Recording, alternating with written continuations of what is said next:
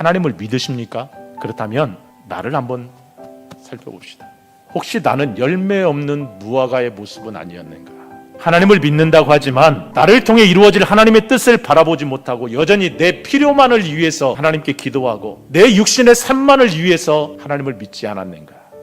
여러분, 우리는 내 기도의 응답을 위해서 하나님께 기도하기보다 하나님 그 한 분만으로도 만족하는, 하나님이 나를 어떻게 사용하실까? 하나님께서 나를 통해서 어떻게 우리 가정을, 우리 교회를 세워가실까? 나를 통해서 어떻게 하나님의 나라를 이루어가실까? 이것을 기대하고 그것을 위해서 기도해야 하는 것입니다. 나를 향한 하나님의 선하시고 기뻐하시고 온전하신 뜻이 무엇인지를 우리는 기대하고 바라볼 수 있어야 된다는 것이죠. 그것이 바로 우리 예수님께서 말씀하신 먼저 그의 나라와 그의 의를 위하여 기도하라 라고 하신 말씀입니다.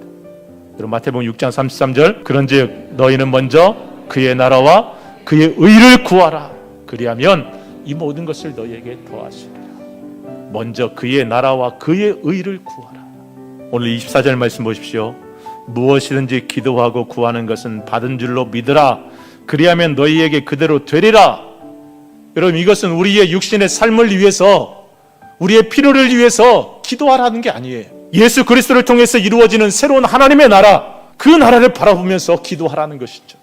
당시 종교 지도자들과 유대인들은 겉으로는 하나님을 믿는 사람들처럼 보였고 하나님의 약속을 받은 자녀들처럼 보였지만 그들의 실상은 물질을 믿었고 자기들의 명예와 기득권을 지키기에 바빴습니다. 그래서 그들은 하나님을 예배하는 성전에서는 하나님을 예배하는 것처럼 보였지만 실제로 자신들의 이익을 위해서 장사를 하고 막대한 환전 수수료를 챙기는 그런 타락한 모습, 세상적인 모습으로 살았던 것입니다. 그리고 결국 하나님은 그 성전을 심판하셨습니다. 그 성전을 무너뜨리셨습니다. 실제로 바다에 빠지는 것처럼 철저하게 그 성전을 무너뜨렸다라는 거예요. 그들은 하나님을 믿는다고 하지만 자신들의 편리함을 위했고 자신들의 이익만을 위했습니다. 자신의 상황과 환경을 위해서 하나님을 이용한 것이죠. 화려하고 멋있게 보였지만 정작 열매 없는 모습으로 잎만 무성한 그런 무화과 나무였던 것입니다. 사랑하는 성도 여러분, 나에게 정말 하나님을 믿는 믿음이 있는가?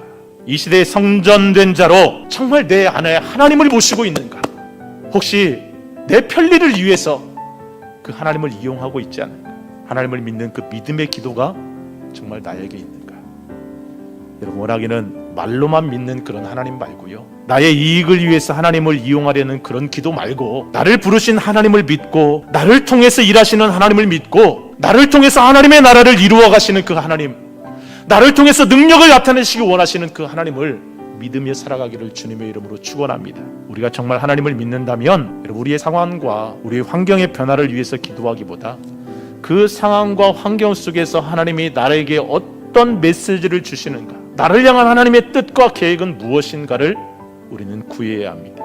즉 어떤 사건에만 집중하기보다 그 사건을 통하여서 일하기 원하시는 하나님께 우리는 집중해야 된다는 것이죠. 여러분, 원하기는 예수 그리스도를 통해 우리를 성전 삼으신 하나님을 기억하시고 나를 통해서 하나님의 뜻을 이루어 가시려는 그 하나님을 믿고 그 하나님의 뜻을 위해서 믿음으로 기도하는 이번 한 주간 되기를 바랍니다. 그런 한 주간이 되어서 나를 향한 놀라운 하나님의 계획이 나를 통해서 실제로 이루어지는, 세상 가운데 내가 하나님의 자녀로서 나타날 수 있는 그런 삶이 있기를 주님의 이름으로 축원합니다.